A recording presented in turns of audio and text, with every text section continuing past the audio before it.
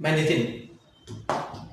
आज हम बड़ी अहम मुद्दों पर बात करेंगे क्योंकि हमारे साथ दो साथी जुड़े हुए हैं। इनका नाम है आदर्श सिंह राजपूत जो बिहार से ताल्लुक़ रखते हैं, और दूसरे हमारे साथ बैठे हुए हैं अनीश राज, ये भी बिहार से ताल्लुक़ रखते हैं। और पिछले 2 महीनों से मैं ये लॉकडाउन में बिहार में रहा, बिहार को देखा, बहुत ही मज़ा आया। और ऐसा नहीं है कि कहीं गलत चीज़ नहीं होता, हर राज्य में होता है, चाहे दिल्ली हो, महाराष्ट्र हो, हैदराबाद या फिर बिहार। और बिहार कुछ मुद्दों में बाकी राज्य से बहुत ही बेहतर है। जहाँ हम ह्यूमर की बात करें तो बिहारियों में ह्यूमर बहुत बढ़िया होता है, भले उनके शब्दों में कोई दिक्कत होती है, लेकिन दूसरी सबसे मजबूत पक्ष में रखना चाहूँगा जो ये है कि बिहारी जो है वो आईएएस ऑफिसर, बहुत मतलब उन लोगों के पास बहुत जुनून होता है, बहुत शिद्दत से पढ़ाई करते हैं और आईएएस ऑफिसर्स बनते हैं। तो चलिए इन्हीं सारे मुद्दों पर आज बात करेंगे और बिहार के हाल जानना चाहेंगे कि बिहार कैसा रहा, क्या अनुभव है, क्या गलत है, क्या सही है। तो हम सबसे पहले हम बात करना चाहेंगे अनीश राज जी से।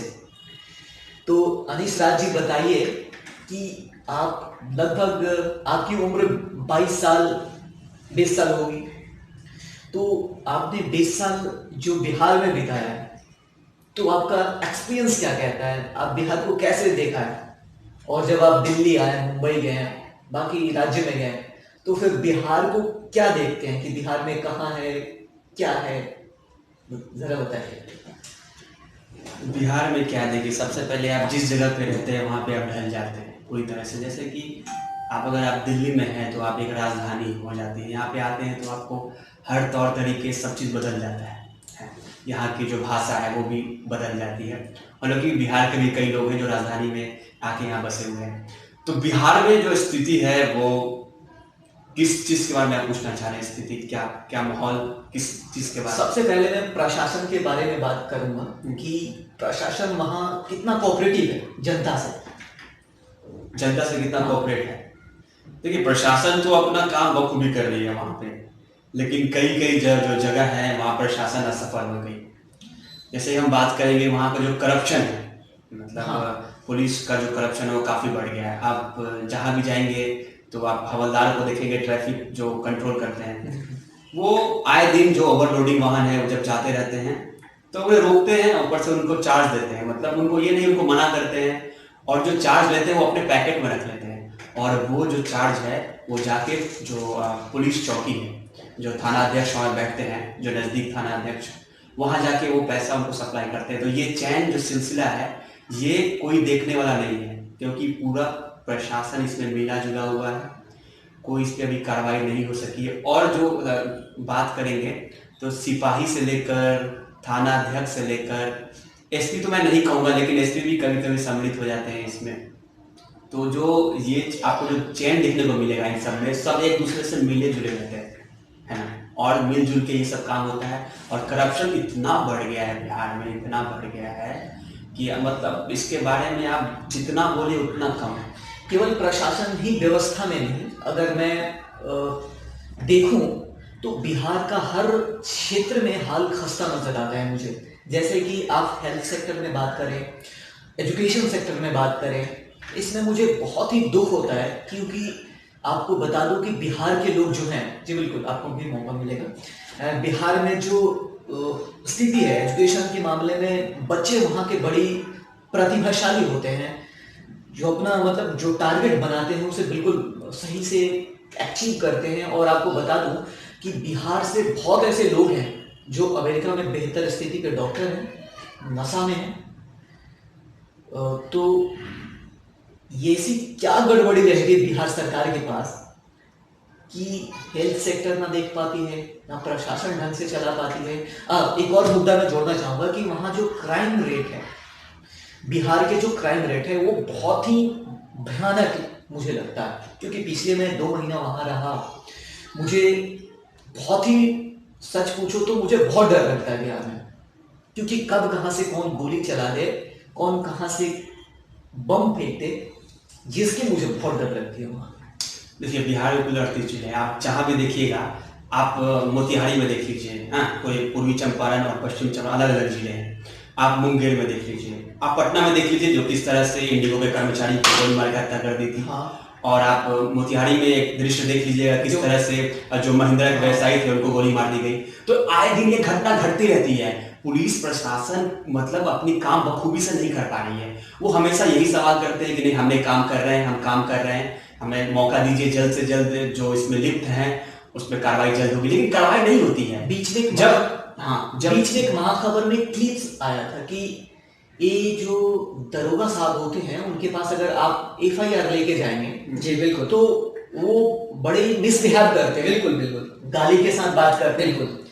तो ये जो प्रशासन है वो पब्लिक के साथ सही से कम्युनिकेशन नहीं कर पाती। नहीं, बिल्कुल आपने सही चीज कहा। आप अगर बिहार में जाइएगा तो पुलिस अपना दबंगई दिखाने में मतलब दबंगई दिखाने में दबंगई जो दिखाती है वो पुलिस प्रशासन जो है वो पूरी तरह से आपको मतलब आप कुछ बोल नहीं पाएगा उनके सामने।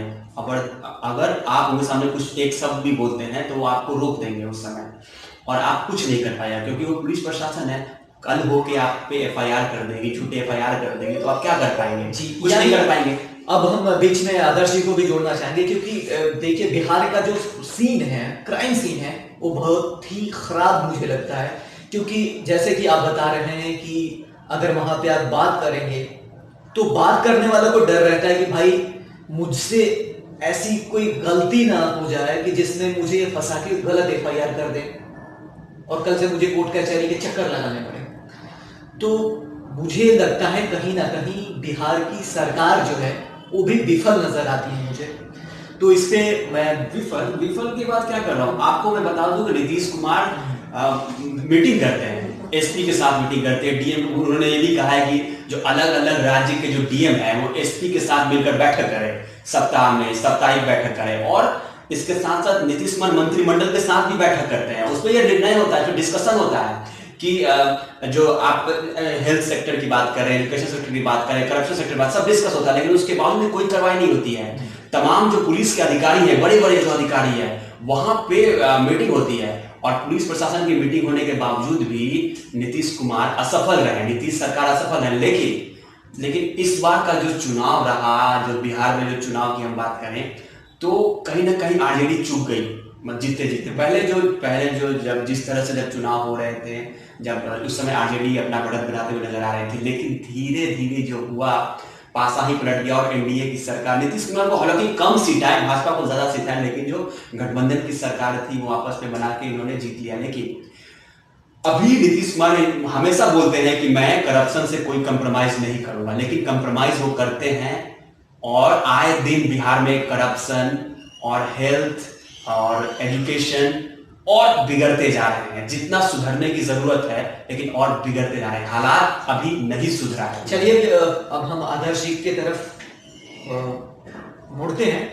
और इनसे डिबेट में इन्हें भी शामिल करते हैं, क्योंकि अब बात इनसे ये करेंगे कि सर ये बताइए कि बिहार में जो करप्शन एजुकेशन की तरफ, हेल्थ सेक्टर में प्रशासन व्यवस्था ठीक नहीं है, तो क्या कहना चाहेंगे? क्योंकि आपने भी कम से कम 20-25 साल तो बिहार में बिताया ही होगा।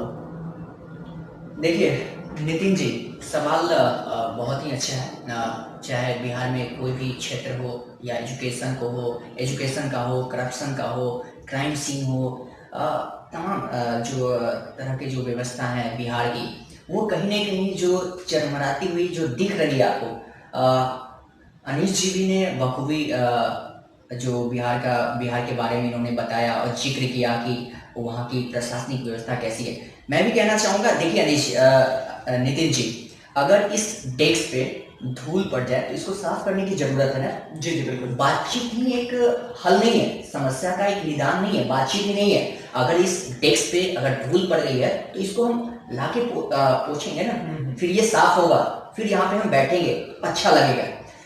सेम थिंग कि बिहार में जो करप्शन बढ़ रहे हैं, क्राइम बढ़ रहे हैं, या फिर वहां की प्रशासनिक व्यवस्था जो है वो कहीं ना कहीं अक्सर सुनते हैं कि देश का रक्षक भक्षक बन जाए तो क्या करेंगे। अक्सर आप सुनते हैं, सबसे बड़ा जो सवाल खड़े हो जाते हैं ये कहीं ना कहीं बिहार में हम बात करेंगे प्रशासनिक व्यवस्था की, तो कहीं ना कहीं ये जो है वो अपनी काम जो है बखूबी से नहीं कर रही। हालांकि पुलिस पे मैं सवाल खड़ा नहीं कर रहा हूं, लेकिन पुलिस के अंदर जो कुछ लोग हैं, गुंडे हैं, वो बिहार को नीचे ले जा रहे हैं। नहीं सर, अगर नीचे इसलिए ले जा रहे हैं कि अगर आपके घर का कोई व्यक्ति, अगर या आपके घर का कोई मेंबर, ठीक है, निर्दोष है, लेकिन वो जो है किसी दोषी को, अगर यूं कहें कि दोषी को जो है मतलब कोई लूटपाट किया कोई और, ठीक है, नतीजे को अंजाम दिया कोई और, लेकिन अगर आप निर्दोष व्यक्ति अगर इस फैमिली के हैं तो आपको वो पकड़ के ले जाएंगे, पूछताछ करेंगे, 24 घंटे जो वारंट जो होती है कस्टडी में रखने का थाना में, उससे ज्यादा मतलब टाइम में वो रखेंगे भी और आपके साथ बदसलूकी भी करेंगे। और आप अगर जाते हैं और कहते हैं कि सर ये मेरे फैमिली मेंबर हैं, मेरे भाई हैं, मेरे रिश्तेदार हैं, तो आपको क्या कहेंगे पता है? वो गाली देंगे गंदे गंदे और आपको डांट कर वो फटकार देंगे।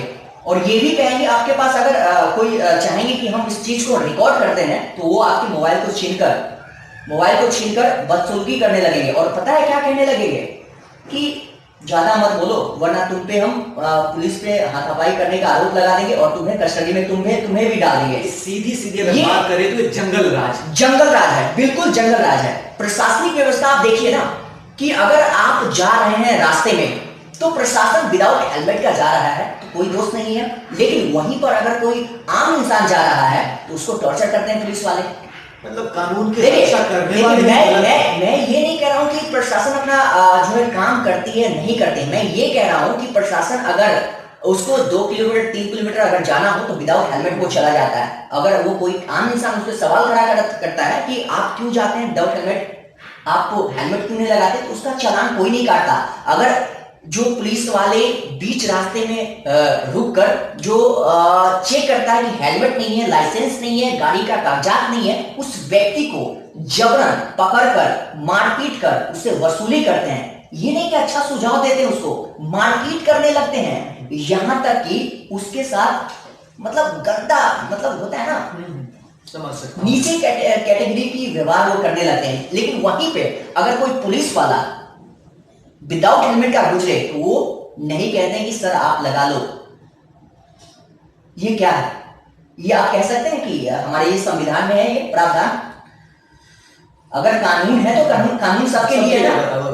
अगर उसी जगह पे पुलिस वाले का रिश्तेदार उस एरिया से अगर गुजर रहा है कोई वाहन पे अवैध सामान लेकर तो उसको आजादी मिलती है, जाइए सरकार जाइए। लेकिन वहीं पे आप देखिए आम इंसान तो उसको फटकार दिया जाता है। जी आदर्श जी, आप देखेंगे तो वहां पे हवलदार की बात कर रहा हूं, होमगार्ड की बात कर रहा हूं, जो दिन रात पहरेदारी करता है, वहां पर वसूली करता है। दारू आप देख लीजिए ना, बिहार में दारू क्यों बढ़ रहा है? दारू बंद है, लेकिन आप सोच कर देखिए, ये भारत का कोई भी एक ऐसा स्टेट बताइए जिसमें अभी दारू चल रहा है लेकिन बिहार में उससे कम बिक रहा हो बंद होने के बावजूद भी। बताइए ना, ये दारू कहां से आता है? प्रशासनिक अगर प्रशासन अगर 24 घंटे पूछता है तो दारू कहां से आता है? कौन उसको देता है आजादी? ये दारू जाता कहां है? जाता कैसे है? अगर पुलिस अपनी काम जो अच्छे से कर रही है तो फिर दारू आता कहां से है? मिली भगत है।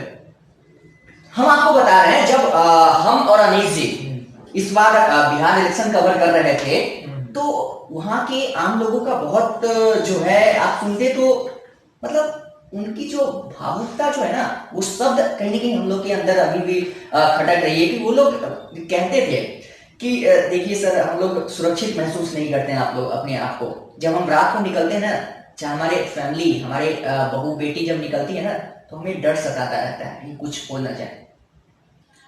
समझ रहे हैं इस चीज को? अगर प्रशासन अगर सही होती तो बिहार में आज जो करप्शन है, क्राइम है, वो नहीं होती। अगर प्रशासनिक व्यवस्था अगर अच्छा हो तो ये कभी नहीं हो सकता है। यहां नहीं, हम बिहार की बात नहीं कर रहे हैं, ये सभी स्टेट में होता है। ये विदाउट पुलिस की मिली भगत से ऐसा हो ही नहीं सकता। चलिए, इन दोनों से बात करने से मुझे यही लगा कि बिहार की हालत बहुत ही खराब है। बिहार में हालांकि शराब बैन कर दिया गया है, लेकिन आदर्श जी की बातों से ये लग रहा है कि ये पूरे दावे से कह सकते हैं कि शराब तो बैन है, लेकिन इसके आड़ में भी ये धंधा बहुत सरेआम चल रहा है और प्रशासन शायद इससे मिली हुई है। अब समस्या, अब निदान ये कि इस धूल को, हम इस गंदगी को साफ करेंगे कैसे? जी बिल्कुल। कैसे करेंगे? या तो हमें सरकार बदलनी पड़ेगी। लोगों के हाथ में तो यही चाह रहा है कि अगर ये सरकार उसके काम नहीं आ रही है तो या तो सरकार बदले या फिर राम भरोसे। अब मैं अनीश की तरफ रुख करूंगा और इनसे बात करूंगा कि हेल्थ सेक्टर में इन्होंने क्या, मतलब हालांकि मैं भी अपने एक हिस्सा आपसे शेयर करना चाहूंगा, उसके पहले मैं अनीश जी से कुछ बात करूंगा कि ये इनसे पूछूंगा कि हेल्थ सेक्टर में जो करप्शन है इसे कैसे दूर किया जा सकता है और किस किस प्रकार के करप्शन होते हैं। देखिए, मैं भी ऐड करना चाहूंगा। अनीश जी पहले आप बोल लीजिए, फिर मैं ऐड करूं या मैं बोलूं? बोलिए। ठीक है, मैं बोलता हूं। देखिए नितिन जी, हेल्थ सेक्टर की अगर बात करें तो बिहार में जो है, अगर आप देखते हैं कि बहुत सारे ऐसे बीमारी जो है गंदगी के कारण उत्पन्न होती है, ये आप मानते हैं गंदगी के कारण। लेकिन आप देख लीजिए कि बिहार में अगर हेल्थ सेक्टर भी कहीं ना कहीं चरमराई हुई है तो ये साफ साफ सरकार पे जाती है। हाल ही में आपने देखा कि किस तरह से पीएमसीएच में जब एक मीडिया कर्मी वहां पे जाते हैं, मतलब दिखाते हैं, कवर करते हैं, तो उन पर लाठी डंडे से किस तरह प्रहार हुआ। अनीश जी, आपने देखा मीडिया को जबरन मारा गया, पीटा गया, तो ये क्या है? वहां की सच्चाई को दिखाने जा रहे थे मीडिया कर्मी। लोकतंत्र की हत्या है। लोकतंत्र की हत्या है, लोकतंत्र की हत्या है। और वो मीडिया गए पीएमसीएच और इतना दिखाने गए कि रात को दिखाने गए कि वहां के जो कर्मचारी हैं, वहां के अधिकारी हैं, वो क्या करते हैं रात को। और हम ऐड करना चाहेंगे कि वहां की जो व्यवस्था है वो कैसी है, वो दिखाने के लिए गए थे। लेकिन क्या हुआ? उनको मारपीट कर के भगा दिया गया। और हल क्या निकला?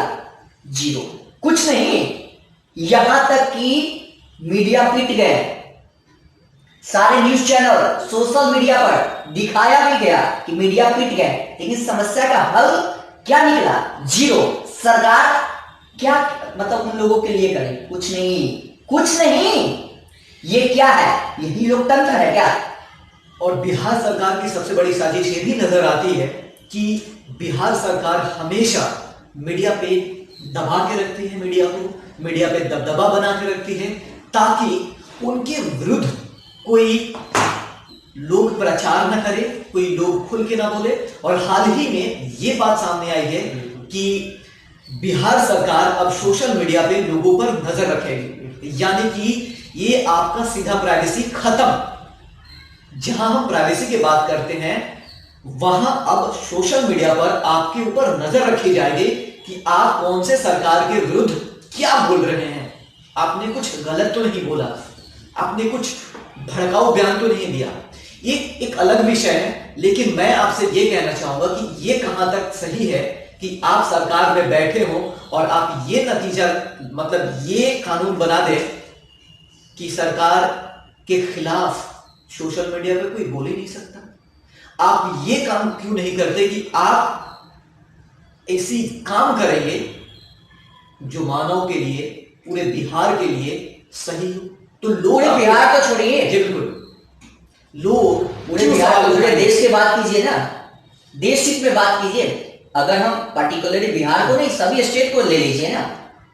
अगर सभी स्टेट की सभी जो प्रशासनिक अधिकारी हैं, जो व्यवस्था है, रखरखाव है, जो कानून है, जो सरकार है, अगर वो सही हो तो ऐसा कंडीशन देखने को नहीं मिलेगा। चलिए मैं अनिल जी से बात पूछ लेता हूं कि करप्शन के क्षेत्र में क्या क्राइम है बिहार में, और आपने क्या नजर से देखा, अपनी नजरों से क्या देखा है बिहार को? करप्शन में जैसा कि आपने बताया, आपको बताया कि पहले भी कि आए दिन में जो हत्या होती है आम लोगों की, वो तो आम बात हो गई बिहार में। जैसे और फिर आपको क्या आपको बिहार में डर लगता है? बिहार में डर तो लगता है। आपको बिहार में डर लगता है? बिहार में बिल्कुल डर लगता है। जी बिल्कुल। अगर ये सवाल आप मुझसे भी करेंगे तो मैं भी यही कहूंगा कि मुझे बिहार में डर लगता है। मैं डरता हूँ बिहार में कि कब मैं अकेले नहीं जा सकता हूँ बाहर। कैसे कहां रात को गोली खास मार के कर। चला जाए। तो देखिए, आपने बिल्कुल ये सही कहा। डर तो लगता है, बिहार में डरना बहुत ही जरूरी है और जरूरी हो भी है। डरना जरूरी हो भी है। आप पूछेंगे क्यों? मैं आपको ये बताऊंगा कि अगर आप रात में देर रात अगर आप बिहार में कहीं भी ट्रैवलिंग करने जाते हैं तो आपको कोई भी पकड़ के आपकी बाइक ली जाएगी, आपका मोबाइल जब्त कर लिया जाएगा, आपको गोली मार दी जाएगी। बिहार की ऐसी स्थिति चरमरा गई। आप बताइए, बिहार सरकार ये बोलती है कि हर एक थानाध्यक्ष में कैमरा लगा होगा। कैमरा किसलिए लगा हुआ? कोई थानाध्यक्ष करप्शन ना करता है, जो पैसा का लेन देन करते हैं, जो बातें करते हैं जो करप्शन से रिलेटेड, वो सुधर जाएंगे। लेकिन काम हुआ इस पे? आप बताइए, काम हुआ इस पे? नहीं काम हुआ। बस पेपर में बात रह जाती है, फाइल में सिमट के बात रह जाती है, काम नहीं होता है। यहाँ तक भी सुन लीजिए, जमीन स्तर पे ये काम होता ही नहीं। अच्छा ये बताइए, दूसरी बात मैं ये कहना चाहूंगा, ठीक है पुलिस प्रशासन जो है, जो बगल बगल में घूमते रहती है, बगल में बात करना चाहूंगा कि आसपास में जो पेट्रोलिंग करती है पुलिस, तो उस समय में अगर पुलिस ने कोई कांड किया है, पुलिस अगर कोई गलत काम करती है तो उस पर कार्रवाई क्यों नहीं की जाए? मैं इसलिए बोलना चाहता हूं कि कार्रवाई इस तरीके से की जाए कि जिस समय पुलिस वहां पे मुस्तैद है उसको एक कैमरा दे दिया जाए और कैमरा में माइक सपोर्ट हो और वो जो लाइव व्यूज से जुड़ा जाए, समझे? और एक सेल हो, आईटी सेल हो, जो इस तमाम चीज को निगरानी करते रहे कि हाँ वाकई में जो पुलिस क्या बोल रही है और क्या जो बगल में जो लोग खड़े हैं वो क्या टिप्पणी कर रहे हैं पुलिस पे और पुलिस क्या टिप्पणी कर रही है। ये चीज बेहद ही जरूरी है इस सॉल्यूशन का। और इस सॉल्यूशन के हालात अभी तक स्थिर नहीं हुए, बस बातें होती हैं कि हाँ जल्द से जल्द इसका निपटारा हो जाएगा, लेकिन निपटारा कब तक? और दो लाइन में ऐड करना चाहिए। लेकिन मैं आपको ये बता दूं कि अगर ऐसा होता भी है तो इसमें और करप्शन होगा। जो निगरानी सेल में जो बैठे होंगे अधिकारी वो भी करप्शन कर लेंगे। तो करप्शन तो मतलब रुकने का नाम नहीं लेता है, लेकिन अगर सही तरीके से इस पे काम हो, कार्रवाई हो तो स्थिति हालात सुधर सकते हैं जो बिगड़ी हुई है। देखिए इस बात में अगर इन्होंने जो बात कही उसे बिहार सरकार लागू कर दे तो बहुत हद तक करप्शन पे हम काबू पा सकते हैं। देखिए काबू इससे भी पा सकते हैं। आप अक्सर देखते होंगे कि अब मीडिया का जो रोल है ना, कभी कभी पुलिस भी निभा लेते हैं। बोलिए कैसे? ऐसे कि जब प्रशासन जो प्रशासनिक व्यवस्था है अपने ग्रुप के साथ जब फील्ड में निकलते हैं, चाहे वो गाड़ी चेकिंग का समस्या हो, चाहे अदर कोई भी समस्या की जांच पड़ताल करने के लिए निकलते हैं, तो एक कैमरामैन को रखते हैं, वो अपना रिकॉर्ड कर लेते हैं। कौन पता है? ऑन पर्दे पे पता है क्या? अच्छाई चीजों पे रिकॉर्ड करेंगे। अच्छाई चीजों पे रिकॉर्ड करेंगे। जबरन अगर मतलब अच्छाई चीज समझ रहे हैं ना, वो गलत चीज तो नहीं दिखाएंगे, वो रिकॉर्ड कर लेंगे, सोशल मीडिया पे वायरल कर देंगे। लेकिन ऑफ कैमरा जब उनका कारनामा देखिएगा आप दंग रह जाइएगा। जिस समय वो घूस लेते हैं उनको क्यों नहीं कैमरा पे रिकॉर्ड करते हैं? सही बात है। बताइए आप। जिस समय सवाल तो ये भी है ना, अब कहिएगा हमको जितने भी व्यूअर देख रहे हैं वो तो यही सोच रहे होंगे ना कि ये लोग प्रशासनिक व्यवस्था पे सवाल खड़े कर रहे हैं। ये बिल्कुल नहीं, हम उन पर सवाल खड़े कर रहे हैं, उन लोगों पर सवाल खड़े कर रहे हैं, उन प्रशासनिक व्यवस्था पर सवाल खड़े कर रहे हैं जो इस देश को, बिहार को नीचे ले जा रहे हैं।